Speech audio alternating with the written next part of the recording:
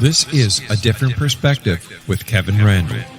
A retired U.S. Lieutenant Colonel, Kevin Randle has been studying UFOs for nearly 50 years. Kevin has investigated some of the most famous UFO cases in the world and has been consulted for dozens of documentaries about UFOs. Considered one of the leading experts into the Roswell UFO crash of 1947, Kevin has written more than 25 books about UFOs, including the recently published Roswell in the 21st Century. Now, here is the host of A Different Perspective, Kevin Randle. And welcome to this edition of A Different Perspective. I'm Kevin Randle. I'll be joined in just a moment with John Shirley. Normally at this time, I have something interesting to say at the beginning of the program, and unfortunately, I don't have much to go on today other than I'm a little bit disturbed by the direction of the UFO field, meaning simply we've moved away from, I guess, more independent research and that sort of thing, and we're all kind of clumped around what the government is planning to do or attempting to do. And as I've said before, I see this as nothing different than what was going on in 1948. It's the same thing, just different players. So I'm a little bit disturbed about that. And I don't think we're moving close to disclosure, which a lot of people are interested in. I don't think that's going to happen anytime soon. And we're not going to control it when it happens at that point. So anyway, that's just about it on that. I'm going to be joined here by John Shirley, who is an American writer, primarily of fantasy, science fiction, dark secret fiction, westerns, songwriting. Has written one historical novel, a western about Wyatt Earp, Wyatt in Wichita, and I might have to ask him about that. Was one nonfiction book. I'm not even going to try to pronounce the name of it. John will have to tell you what it is. He's written novels, short stories, TV scripts, and screenplays, including The Crow, and has published over 84 books, including 10 short story collections. As a musician, Shirley has fronted his own bands and written lyrics for Blue Öyster Cult, yay, and others. His newest novels are Stormland and Axelbus Creek, and you can see a picture of Stormland there by John Shirley. John, welcome to A Different Perspective. John? Hi, John. Here I am. We know that's not your fault. The one book I couldn't pronounce. Gurdjieff? Pardon me? Gurdjieff? Yes, that's it. Gurdjieff, An Introduction to His Life and Ideas. It's a sort of semi-biographical dissertation on him and his ideas about the nature of the cosmos. He was a pretty influential, famous mystic who was his main thing was trying to get us to be all a little more conscious and a little more free inwardly. So he still has a lot of influence. Well, I wasn't sure how to pronounce that, so I just stumbled over it, as I'm warned to do. I find at my own age I have a hard time speaking in coherent sentences and actual words. So there you go. I get the impression from our discussions and things you've written, in the world of UFOs, you're more of a skeptic than a believer. You're very skeptical of the ideas. What are some of the things that worry you about the UFO field? Well, I'll say first of all that I used to write a column called The Skeptical Believer. And I wrote that for space.com. And it's because I sort of walk the line between skepticism and belief. I'm very open-minded. I know there are extraterrestrials in the universe somewhere. I mean, I don't know it personally, but it's just common sense. And most scientists think that they're out there somewhere in our galaxy, or at least in other galaxies.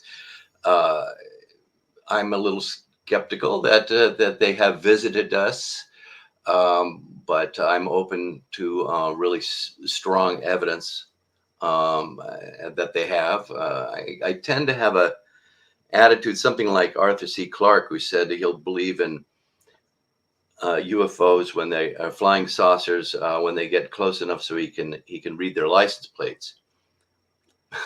Well, but what he meant is, of course, he needs to really, really see extraordinary evidence.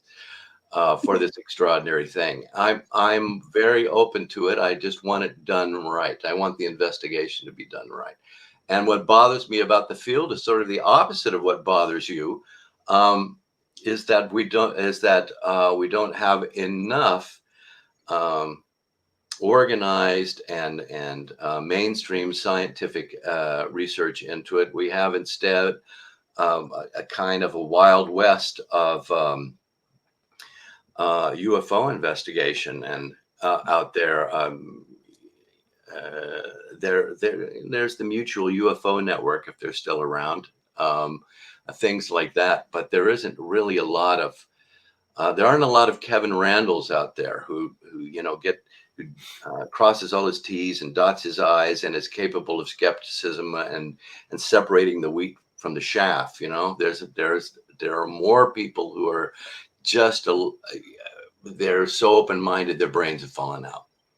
Well, let me say the MUFON organization still exists. I think they've been attempting to move to a more scientific methodology in their investigations, at least kind of good. Well, that sort of thing. Good. I used to be a member, and I wrote for UFO magazine. I wrote an article debunking those UFO videos from Mexico that just turned out to be easily explained how those were faked.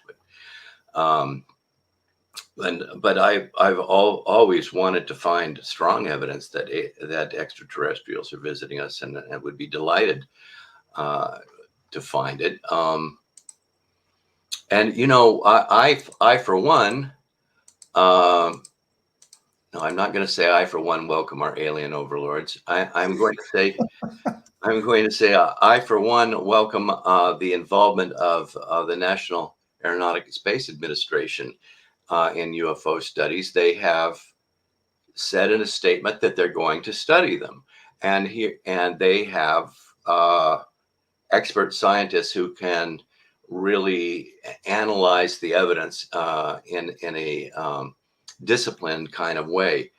And they said that it's difficult to draw scientific conclusions about the nature of some events thus far. So they want to apply scientific rigor, is the expression that they use. And that includes, looking for signs of life beyond on Earth. And they figured it kind of fits into that part of their overall bailiwick or something. They study water on Mars, for example, to see if there's the possibility of life there is one of the reasons. They are open to the possibility of life on certain moons of Saturn and Jupiter. So that, they have decided that they're going to take part in the UFO study in a really rigorous sort of way. And that, I think, is what we need. And they have enough independence from, for example, the CIA or the Air Force or something, that maybe they will be more trustworthy for the average UFO enthusiast. Well, let me ask you, you keep talking about evidence. What would you consider good evidence other than a spacecraft in your front yard?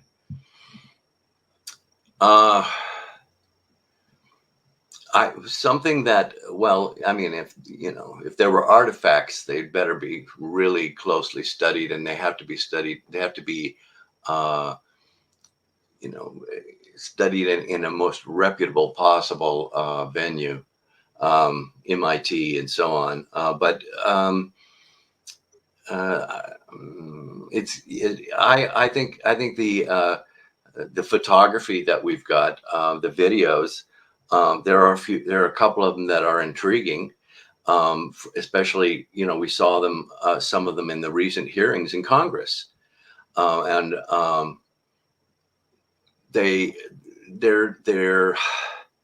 they're showing, small circular-ish objects, small, relative to the viewer, and we see them moving, and at least it's something physical that we can look at, apparently. And one of them was very intriguing. It was the footage shot from I believe it was an aircraft carrier, and they watched the thing moving interestingly in over top the ocean, and then apparently diving into the ocean. Anyway, it splashed, as they said, it went down.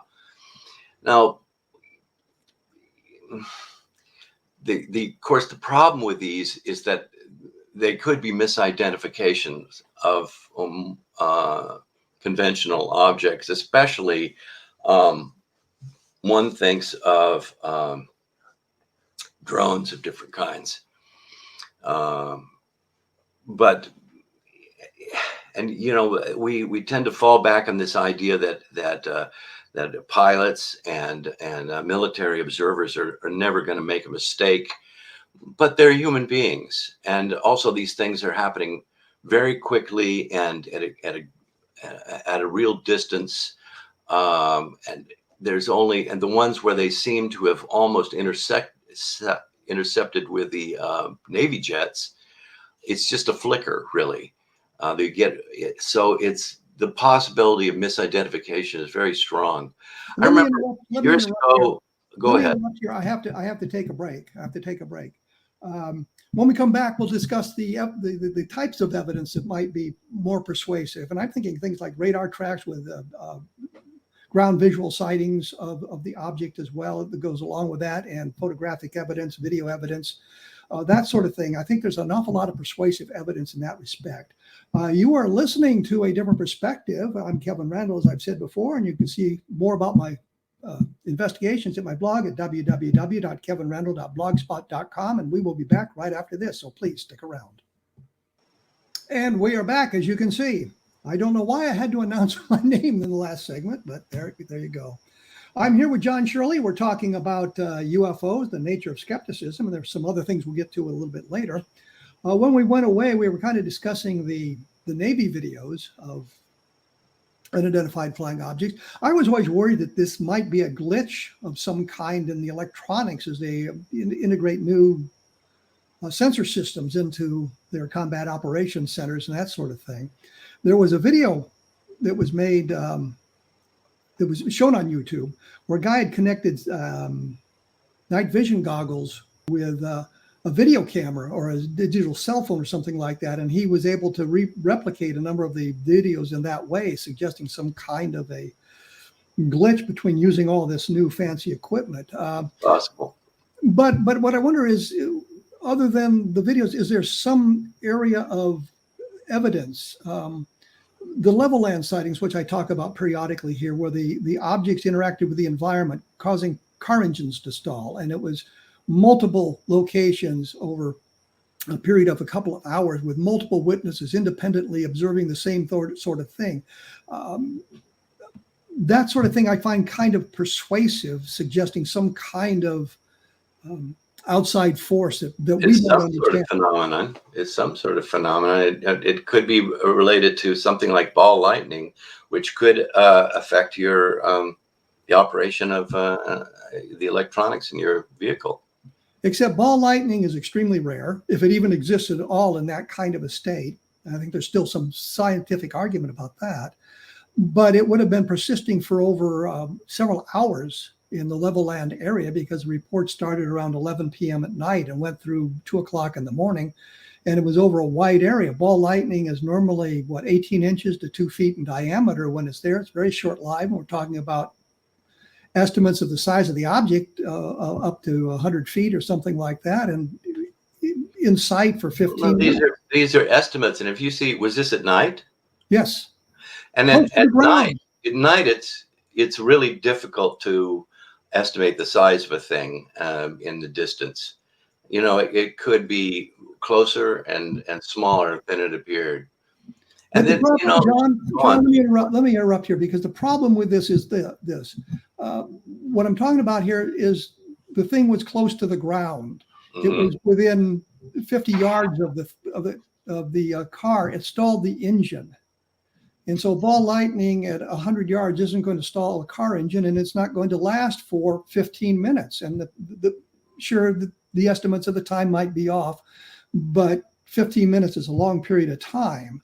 And so these sorts of things bother me. And what I see in the skepticism, and I'm not criticizing you, but what I see in the skeptical world periodically is assumptions made about the sightings without understanding the complete context of all of the sightings. In the Levelland area, I'm talking about sightings over, like I said, several hours and multiple locations and multiple witnesses, calling the sheriff, calling the police, the Air Force becoming involved. And it really sounds like some sort of intriguing phenomenon took place there. What year was this? 1957, November 2nd of 1957.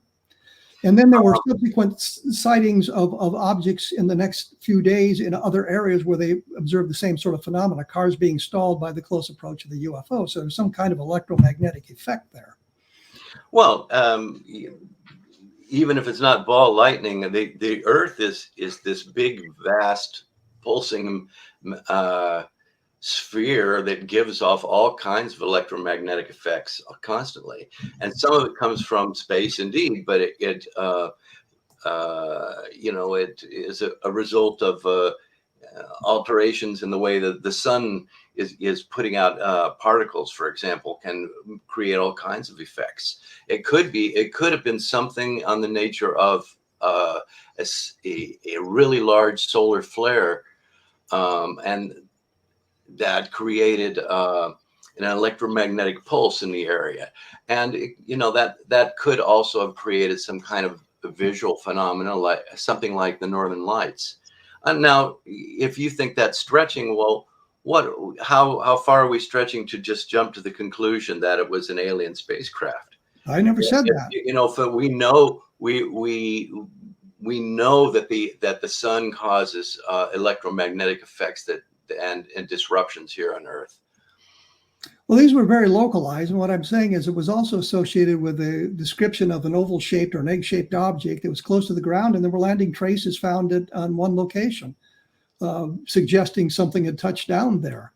And I'm not saying this is proof of extraterrestrial visitation. I'm merely saying here's a very interesting phenomenon that was not well investigated at the time, because the Air Force and NICAP, which was the civilian organization that seemed to have the more scientific orientation at the time, were busy arguing over the number of witnesses, as opposed to investigating what had been seen and what these people experienced. Well, and also another phenomenon, though, is that suppose that you had this electromagnetic phenomenon, you had problems with electromagnetic pulse of some kind, and cars stalling mysteriously and so on, and it really was a real pattern.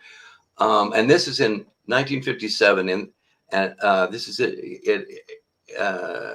in the context of a time when UFO reports were coming fairly often, and there's a lot of science fiction in the air. And then so people are seeing this phenomenon happen, and and then you might ask, well, how many people? Was it like 50 people actually saw a physical object flying, or was it 5, or was it 1? Because there were a number of some people. of this could be basically, somebody getting excited about one phenomena and sort of imagining the other one. Well, there was a number of people who saw an object, including the sheriff, including some Air Force officers who have gone missing in that respect. But the other thing you have to understand, this is not an isolated event. This electromagnetic effects that we're talking about here in Levelland has been reported. I think the first report was in 1909, where a guy's motorcycle was stalled by some object off in the field, and it's persisted till today. And I didn't mean to get dragged into an argument about the. I'm just speculating. I'm just looking at different sides of it. But I really think it's a fascinating report, that one. I've got to look it up more and get it. Is it in one of your books? I did a book called Levelland. Well, I'm going to get the book, which you can get online from Amazon for a very cheap price. But it looks at the phenomena. It focuses specifically on Levelland, but it also brings in an awful lot of other sightings of this nature up through around 2020, something like that. Right. So something was going on. Yeah, but the question is what? Yes, absolutely. Something was going on. And I'm with you. I'm sort of on near the fence. I think I'm on the extraterrestrial side of the fence, but I'm within arm lengths of it, and I can hop back to the other side quickly, depending on where things go. So I understand being sort of a skeptical believer in that respect. But I just thought that the nature of the evidence there, because we had so many witnesses involved, we had so many independent witnesses involved in this sort of thing, and it's something that is, like I said, has been reported over the years in different locations, and it was kind of an intriguing case to take a look at. Yeah, it's a good one. When we when I communicated with you about coming on the program here, you'd sent me a note about the Washington Post had an article about a secret file or something that had just been published, and you were going to look a little bit more into that, sort of a MJ12-ish type thing. Did you have an opportunity? Yeah, to do that? it's been around. This thing has been around since 2002, I think, and it kind of originated from a guy named Eric W. Davis, who did a little work for the United States Air Force in research. They gave him $25,000 at one point, in fact, to study literally the conveyance of persons by psychic means and transport through, I'm looking at my notes here, transport through extra space dimensions or parallel universes. So that's what this guy was into, Eric Davis.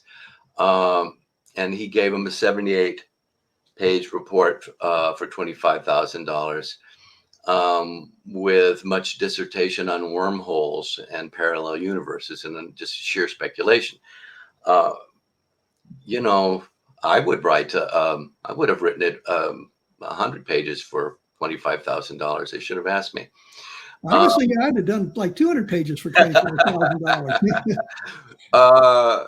Yeah. So, you know, and he is a guy his office Warp Drive Metrics is in Las Vegas. And then so he claimed to have met with an Admiral Wilson and named the specific person and he claimed to have sat with a guy in a car in a parking lot and discussed crashed UFOs and aliens, and so Wilson was then interviewed recently by reporters, and he said never met the guy, don't know who this Davis is. And here's the thing, though, you could say, oh, he's just denying it, but he was able to show that Davis said that he was sitting in a car with a guy with a lieutenant commander and a petty officer, and they were all in uniform. And he said, I was not in the Navy even at the time that Davis said this happened. I had already left the Navy. I was not hanging out with anybody in the Navy. I wasn't wearing a uniform. And he was able to show the records that he was not in the Navy, and he was not in Las Vegas either. This supposedly happened in Las Vegas. Let me break in here because it's time for a break. I'm not familiar with the story that you're talking about. It's been around for years. The story's been around for years as well. Yeah.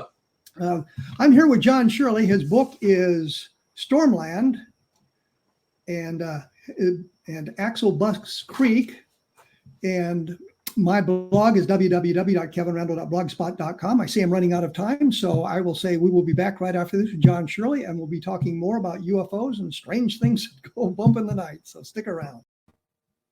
And I am back. Not surprisingly this time, I was ready for it. We were talking about the Eric Davis and Admiral Wilson conversation that took place supposedly in Las Vegas.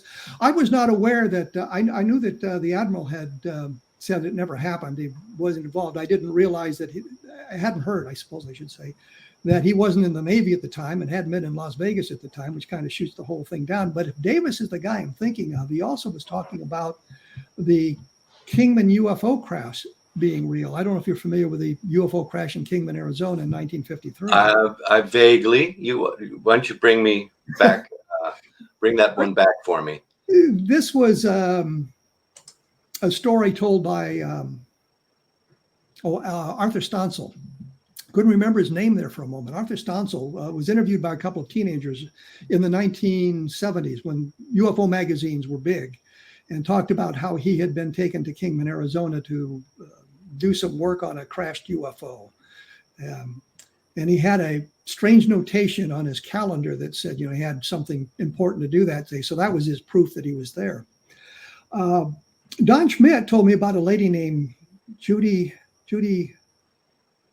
and her last name escapes me at the moment, but she supposedly said that her husband had been involved in this as well, and her husband then deployed to Vietnam and was killed. But before he was killed in Vietnam, he'd written this letter about this stuff that had taken place in Kingman, Arizona, or the crash at Kingman. Their daughter got in contact with me and said, no, my mother made these things up and it's not true. And my father wasn't killed in Vietnam. In fact, he's alive and well, and that sort of thing. So the Kingman case to me kind of blew up. And I was surprised that Davis mentioned that as being one of the real UFO cases. I was surprised. Oh, yeah. Well, I mean, he's also, claimed that he could work out how to transfer people from place to place psychically. How do you take this guy seriously? I never did. When I first heard the story, which was a number of years ago, and I may have addressed it on my blog at some point. I don't even remember if I thought it was interesting enough to do that. But the problem simply is there are so many people out there telling these bizarre stories. Mm-hmm. And I think that that's one of the problems we have with the field, is that we have the people talking about these strange things that go on out there and plug themselves down in the middle of it. The one that always cracked me up was the guy who claimed he was abducted when he was a teenager. He'd fought on Mars for 20 years. some kind of alien Earthmen allies. Right, I vaguely remember that guy, yeah. And then he was transported back to his body, and he'd only been missing for 15 minutes. And I'm thinking, how can you take this seriously? And yet people do. My friend Brad Steiger, I knew Brad Steiger pretty well. And he was talking about Al Bielek, and I'm sure you know who that is, the guy from the Philadelphia experiment and come down from the future and all of this stuff. And Brad Steiger was a really nice guy. And his philosophy was he would believe what you told him until he found a reason not to believe you anymore. And he was good friends with Al Bielek and believed his story. And Brad confided to me not long before he died that he was very disappointed now because the story turned out not to be true. And yet I still see in the news feeds on the internet, Bielek's story being told about how he's a participant in the Philadelphia experiment and that sort of thing. We have an awful lot of that sort of thing in the UFO field. I'm sure you've run into some of that. Well, yeah, see, there's a constant problems with things. There are some really, really intriguing sightings, like the Navy pilot sightings, and the ones that you were talking about, the subject of your book. But there are also a lot of things that are, on the face of it, kind of absurd. People lose touch with their own common sense, their capability of recognizing probability. I mean, what is more probable when it comes to the Philadelphia experiment, for example? If you think about it, it's pretty, it was a highly improbable thing in the first place, and it would always be more likely that it was a hoax or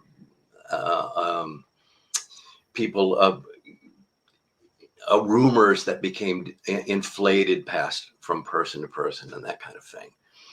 And but the UFO field, as much of it is, keeps resurrecting people who have been debunked, and then kind of like putting those people in the forefront, putting too much energy into that and less into the really good stuff. You are not one of those people. You have always been very solid, Kevin. But there are people who keep bringing back Bob Lazar, for example, and a guy who claimed that he was at Area 51 and that he saw flying saucers in hangars and alien bodies and so on. This guy keeps being debunked. It's been shown that he lied about his background. He lied about his education. He lied about where he worked as a researcher, supposedly. But people decide to believe him anyway, or they dismiss that, or they say that's government disinformation. Oh no! Although it was just ordinary reporters who found this stuff out about Lazar. But there's no complete. He's still being interviewed and popularized on YouTube. Very popular guy there. There was the podiatrist who kept finding alien artifacts in people's feet, and they were supposed to be implants from aliens, and they were in heels, and they were these weird little objects. And when those objects were examined by actual scientists, it turned out that they were bits of bottled glass with calcium deposits on them, because people step on little slivers of glass and then your body coats them with calcium, and they come out with these little eerie looking objects that are just an artifact of the human body interaction with the ordinary environment. Well, here's a question. Here's a good question. The point is that this guy is people still bring up his story. And last I knew, he was still showing these alien artifacts at UFO conventions, even though it's been totally debunked. Well, the problem with Roger Leir is A, he's passed away. B, okay, he's not doing it now, but people are still showing his stuff. And the other problem is, when looking at his stuff, I was wondering about the problem with an alien implant in the foot. Wouldn't you implant something closer to the brain if you're going to implant somebody? But Leir was taking stuff not only from the feet. He would have to get somebody else to remove them from other parts of the body, because he was not licensed to operate above the knee or something like that. Yeah, I was never really impressed with Leir and what he was doing and the implants. And the implants never really turned out to be anything that you could point out and say, well, this is of alien technology, or this is some kind of alien metal that we just don't have on Earth. Yeah. But Leir was very serious in what he was doing. I think he truly believed what he was doing in finding these implants. I think he did it first, and then he was kind of invested.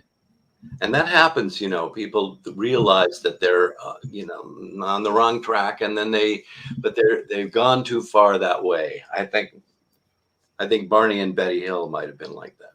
Well, I think Phil Klass was like that. And that's a guy from the other side of the coin, Right. The skeptic. I think that Phil Klass came up with an idea in the 1960s that an ionization of the atmosphere was causing a lot of these UFO sightings. That's why you see a lot of them near power lines and that sort of thing. And atmospheric scientists such as Dr. James McDonald, who taught atmospheric physics, said, no, they don't glow like that, and it's just not true. And I think Klass just took it as an insult and began his rabid debunking of everything, no matter what the evidence showed. And if he didn't have evidence, he'd make it up. And so we have that kind of Klass, people have personalities, and sometimes they get into personal things and lose their objectivity. So I guess Klass did that, but there are more reasonable skeptics out there, and I'm an open-minded one, really. Show me good evidence. I'm very interested in reading your book. Well, I really like the book you did with you partnered with some other people to do it about abductions, so-called. Yeah, what really annoys me about that book is this. We did all this research, we came up with the ideas, and we published the book, The Abduction Enigma, which kind of exposed how people can be drawn into these belief structures. Mm-hmm. And then Susan Blakemore did a book out of Harvard, which said basically the same thing. And she wrote her book 5 or 10 years after we did, never mentioned our work or anything else. And yet her conclusions were basically the same as ours, that alien abduction is probably, and in most cases, the result of some kind of terrestrial involvement, such as sleep paralysis. And I always say something I have experienced myself. And I have to say, I'm not saying that all abduction experiences are sleep paralysis, but I think a good many of them are. And then you look at how the hypnotic regression takes place, and you can see how the people are led into the specific arenas that the researcher wants them to go. And I think that if you look at that book not as just a debunking book, I think it is a skeptical book. Here are some questions we have based on the research we've done. And I think we interviewed 316 people who claimed to be abducted. Right. We noted a disproportionate number of homosexuals in that population. Not saying anything wrong with homosexuality, merely saying there's a disproportionate number there. And I think Mark Rodiker at the Center for UFO Studies found a disproportionate number of left-handed people in the abduction population. We don't know what that means, but we found these kind of abnormalities, which has something to do with the psychology of the person, makes them more prone to having some kind of. Well, let me break here because we're going to have to do it one more time here. And when we come back, we'll maybe explore alien abduction a little bit more and some of the other problems with UFO research. And I think there's a great deal of problems in the UFO research that we can correct from the outside, make it look a lot better. So I will be here with John Shirley in just a moment, so please stick around. And we are back. I'm here with John Shirley talking about, skepticism, among other things in the UFO field. Once again, his book is Stormland. His website is john-shirley.com. So if you've got some questions or want to see more about him, you can take a look at it there. Has some skeptical views on UFOs and that sort of thing. Before we end the conversation here, let me ask you one question. Is there some UFO sighting you're aware of that you find particularly intriguing? Other than Levelland, of course. Well, I like the one where they seem to see something going into the ocean that shows some physical interaction with the environment that adds a little something to it. And there's some video there. I still think I think that it has been noticed that our airspace is really crowded now with all kinds of things. There's everything from plastic bags to Mylar balloons definitely cause some occasional UFO reports because they're shiny and they move in curious ways because every little wind and crosswind makes them move around. And it's difficult to tell how big they are. But also drones of different kinds.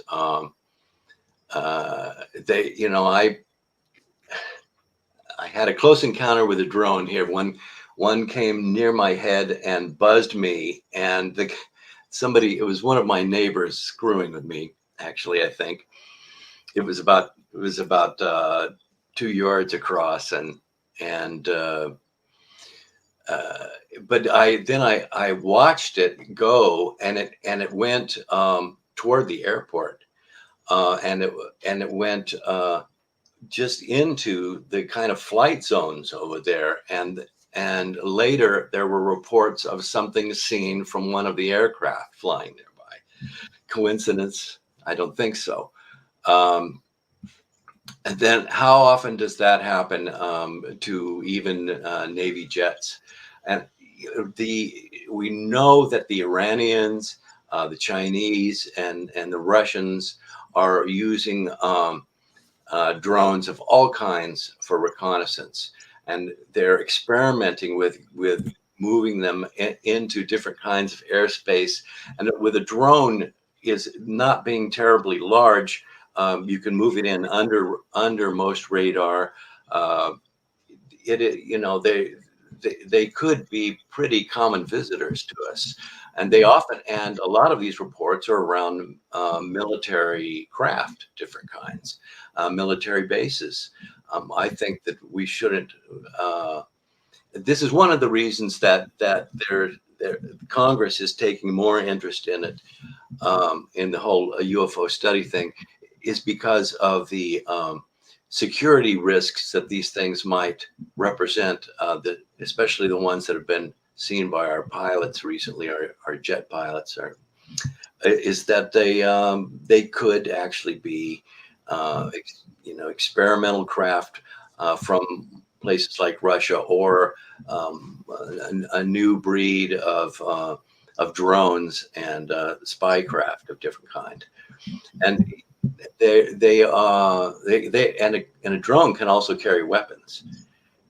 So they're a serious security risk, and that is some of the motivation for Congress allocating money recently to look more closely at UFOs, not just the extraterrestrial problem. Well, one of the things I've noticed, and getting reports from all around the country, is the Starlink satellites are being reported frequently as UFOs. I mean, I don't know how many there are. And the SpaceX rockets, I don't know how many pictures I've seen now of the SpaceX rockets. They say, well, here's the Starlink things, are they the Elon Musk satellites? Yeah, because there's thousands, aren't there? Well, they seem like every time you turn around, they're launching a whole bunch of them. Yeah. So they're all over the place. And the SpaceX launches, they have a picture of a solid object and then this rim of mist or light around them, with really kind of intriguing pictures. And they're very interesting pictures, but we know what they are. But I don't know how many times I've seen reports where people we saw this bizarre thing, and here's a photograph of it. You go, yeah, that's a SpaceX rocket. That's a SpaceX device. And the thing is, they'll be launching from one place, and hundreds of miles away, they'll be able to see these things. So it really kind of confuses people. So there's an awful lot, as you mentioned, going on in our atmosphere now that confuses people because of the way our technology is exploding. Yes. Not only the drones, but the Starlink satellites and the SpaceX launches and some of the aircraft we're creating in the next generation of military aircraft and commercial aircraft and that sort of thing. So what this all says to me is that the UFO field needs to have the discipline, the rigor, to separate out the all the distractions and all the muddying effects from all these other factors, like drones, like Elon Musk satellites, and also people with absurd stories, like the Bob Lazars out there. They have to be able to set those aside. If they want the truth, they're going to have to focus on the relatively few UFO reports and evidences and interactions that we can actually count on. And I think it was you yourself at some point said it was something like 4%. I don't think it's that high. Like 2%, maybe you said. Yeah, the number of actual UFO reports, the unidentifieds, if we get sufficient information, I think is probably somewhere around 1% to 2% of the total reports, right? Total reports, yes. Right, yeah. And that is that. But see, 1% to 2%. Well, that's worth looking at. And it only takes one. Yes, that's right. That's right. It only takes one genuine visitor from outer space to be very, very, very important. And I think it was Carl Sagan who said we could expect one visitation every 10,000 years. And I'm thinking, when did you start counting? If it was 10,000 years ago, they're due back. And if it was sometime, say, in the mid 17th or 18th century, now you've got an alien visitor looking at our moving in toward the industrialization of the world and that sort of thing. You understand that there's sentient beings on Earth building a civilization. You might be inclined to come back more frequently.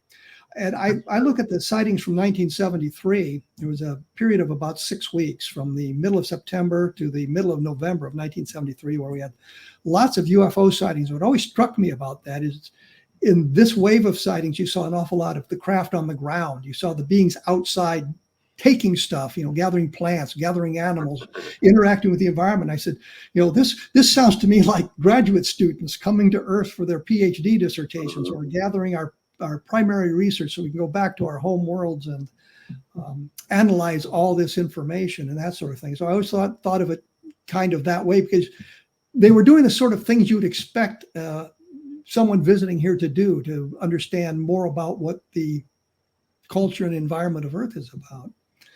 but we have other sightings where waves where the sightings are, there's just lots of sightings of the objects in the sky and that sort of thing. But this was one where they came down and touched on the ground.